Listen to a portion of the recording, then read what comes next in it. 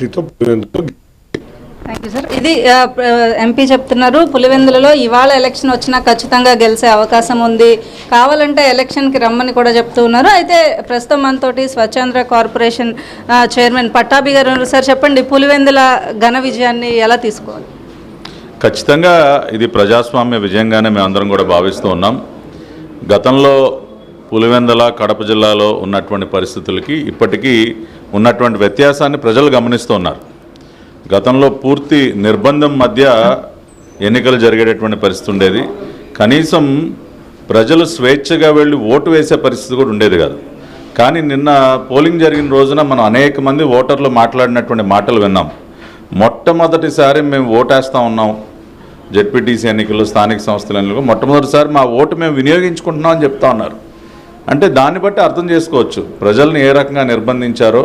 పూర్తిగా రిగ్గింగ్లు చేసి, బూత్ క్యాప్చరింగ్లు చేసి ఏ విధంగా గత ఎన్నికల్లో విజయం సాధించారో ప్రజల మాటలను బట్టి అర్థమైంది. కానీ ఈ రోజున ఇవాళ చంద్రబాబు నాయుడు గారు ముఖ్యమంత్రిగా రాష్ట్రంలో ఒక ప్రజాస్వామ్యబద్ధ ప్రభుత్వం పరిపాలన చేస్తూ ఉంది. అదేవిధంగా పులివెందుల్లో కానీ ఒంటిమిట్టలో కానీ స్వేచ్ఛగా ఎన్నికలు జరిగాయి. గతంలో ఉన్నటువంటి పరిస్థితులు జగన్మోహన్ రెడ్డి ముఖ్యమంత్రిగా ఉన్నప్పుడు కనీసం నామినేషన్ వేసే పరిస్థితి కూడా ఉండేది కాదు. నామినేషన్ వేయడానికి ఎవరన్నా రిటర్నింగ్ ఆఫీసర్ దగ్గరికి వెళితే నామినేషన్ పత్రాలు చించేసి వచ్చినటువంటి వారిని కొట్టి పంపించినటువంటి పరిస్థితి ఉండేది. కానీ ఇవాళ అట్లా కాకుండా 11 మంది స్వేచ్ఛగా నామినేషన్లు వేశారు. పూర్తిగా స్వేచ్ఛగా ఎన్నికలు జరిగాయి. పోలీసులు పకడ్బందీగా బందోబస్తు ఏర్పాటు చేశారు. స్వేచ్ఛగా ఎన్నికలు జరిగితే పులివెందుల్లో ఎటువంటి ఫలితం వస్తుందో ఇవాళ కళ్ళారా మనం చూసాం. కనీసం డిపాజిట్ కూడా దక్కలేదు జగన్మోహన్ రెడ్డికి. కాబట్టి సిగ్గు తెచ్చుకోవాలి, బుద్ధి తెచ్చుకోవాలి. ఇటువంటి ఫలితం చూసైనా తను మాట్లాడేటటువంటి మాటలు కానీ, తను ఎవరు అనుసరించేటటువంటి పద్ధతులు కానీ మార్చుకోవాలి. ఎన్ని పిల్లి శాపనార్థాలు పెట్టినా జగన్మోహన్ రెడ్డి ఉపయోగం లేదు. ప్రజా తీర్పుని శిరసా వహించడం, ప్రజా తీర్పుని గౌరవించడం ముందు నేర్చుకో. అవినాష్ రెడ్డి ఈరోజు ఉదయం మాట్లాడుతూ అసలు ఎన్నికే జరగని చోట కౌంటింగ్ కోసం ఉత్కంఠగా ఎదురు చూడాల్సినంత అవసరం ఏముంది, కావాలని కొన్ని పత్రికలు టీడీపీ ఏదైతే చేస్తున్న దానికన్నా ఎక్కువ ప్రజల్లోకి తీసుకెళ్లే ప్రయత్నం చేస్తుంది అంటూ కూడా కొన్ని కామెంట్స్ చేశారు. సార్ నిజంగా అసలు ఎన్నిక అంటే 30 years తర్వాత ఎన్నిక జరిగింది అని మనం చెప్తూ ఉన్నాం. అయితే ఏంటి దీనికి వాళ్ళు మాట్లాడే మాట? మీడియా సాక్షిగా ఇవాళ 4th estate మీడియా అంతా స్వేచ్ఛగా తిరిగారు. పులివెందుల జెడ్పీటీసీ ఎన్నిక మొత్తం మీడియా కవరేజ్ ఉంది. ఎక్కడికక్కడ ప్రజలు స్వేచ్ఛగా పోలింగ్ బూత్ వద్ద క్యూ లైన్లు ఎంత బారున ప్రజలు నుంచుని మరీ ఓట్లేసారో చూసారు. ఎక్కడైనా ప్రజలను అడ్డుకున్నామా? క్యాప్చరింగ్ ఏమన్నా జరిగాయా? రిగ్గింగ్లు ఏమన్నా జరిగాయా? ఏమీ లేవు కదా. ఇవాళ మీడియా సాక్షిగా జరిగినటువంటి ఎన్నిక, ప్రజలందరూ కూడా స్వేచ్ఛగా ఎన్నిక ఒక పక్కన జరిగితే వాళ్ళ ఏడుపంత ఏంటంటే వాళ్ళు అనుకున్న విధంగా వాళ్ళ రౌడీయిజం జరగలేదు. అవినాష్ రెడ్డి కొన్ని 100 మందిని వెంటేసుకుని ఏదో వీరంగం అయిపోయాడు.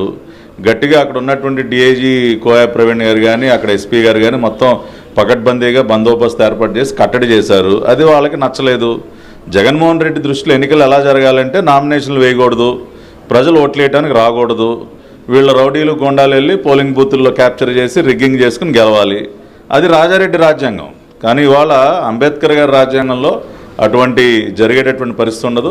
ఇవాళ ప్రజాస్వామ్యబద్ధంగా డెమోక్రటిక్ వేలో ఎన్నికలు జరిగాయి కాబట్టి వాళ్ళకి ముందే తెలుసు ఓడిపోతున్నామని. ముందే తెలిసే నిన్న జగన్ రెడ్డి ఏడుపు కానీ, అవినాష్ రెడ్డి ఏడుపు కానీ వాళ్ళకి అర్థమైపోయింది.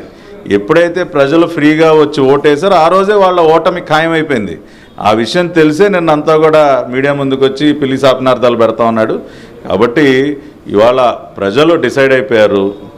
ఇక జగన్ రెడ్డి కుటుంబం యొక్క కబంధ హస్తాల నుంచి వాళ్ళ నియోజకవర్గానికి విముక్తి కలిగించుకోవాలి, స్వేచ్ఛగా మనం జీవించాలన్న ఒక నిర్ణయానికి వచ్చారు. కాబట్టి ఇవాళ అటువంటి ఫలితాన్ని మనం చూసాం. రాబోయే రోజుల్లో కూడా ఇటువంటి ఫలితాలే మనం చూస్తాం. ఏ ఎన్నిక జరిగినా కూడా ఇటువంటి ఫలితమే మనకు వస్తుంది. మొన్న కడప జిల్లాలో జరిగినటువంటి మహానాడు, కడప జిల్లా మాకేదో కంచుకోట, మా అడ్డా అని మాట్లాడినటువంటి ఆ జిల్లాలోనే కొన్ని లక్షల మంది ఆ రోజున మహానాడు ప్రాంగణానికి వచ్చి చంద్రబాబు నాయుడు గారిని ఆశీర్వదించడం జరిగింది. తెలుగుదేశం పార్టీ ఎన్డీఏ ప్రభుత్వ పరిపాలనకి వారి మద్దతును తెలియజేయడం జరిగింది. ఆ రోజునే ఇంకా వాళ్ళ కంచుకోట బద్దలైపోయిందని వాళ్ళందరూ కూడా అనుకున్నారు. మొన్న జరిగినటువంటి ఎన్నికల్లో వచ్చినటువంటి ఫలితాలు ఏంటంటే జనరల్ ఎలక్షన్స్లో ఇవాళ 2-3 సీట్లు చెప్తే అక్కడ వాళ్ళు గెలిచేటటువంటి పరిస్థితి లేదు. కాబట్టి ఇవాళ మేము ఒకటే చెప్తా ఉన్నాం, రాష్ట్రంలో మళ్ళీ ప్రజాస్వామ్యం తిరిగి నిలబడాలి, ప్రజలు స్వేచ్ఛగా జీవించాలి. రాజ్యాంగం మనకు కల్పించినటువంటి ప్రతి ఒక్క హక్కు కూడా ప్రజలకి అమలయ్యే విధంగా చూడాలి. ఆ రకంగానే మా పరిపాలన ఉంటుంది. వాళ్ళు ఎన్ని రకాల ఏడుపులు ఏడ్చినా సరే అవన్నీ కూడా ప్రజలు కూడా గమనిస్తున్నారు. రాబోయే రోజుల్లో కూడా ఇటువంటి ఫలితాలు మనం చూడబోతున్నాం.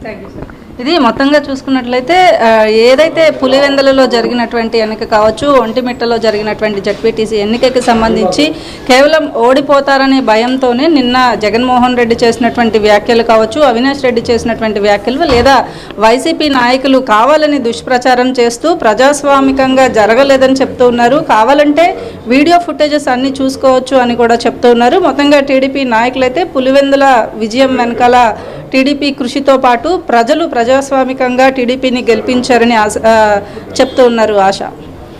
Right Kanti, thanks for the update. మనం చూస్తున్నాం ఈ రోజు ఉదయం నుంచి, అంటే నిన్నటి నుంచి ఎలక్షన్స్ అయిన తర్వాత నుంచి కూడా ఫలితాల మీద ఉత్కంఠభరితమైనటువంటి సిచ్యువేషన్ కనిపించింది వాతావరణం.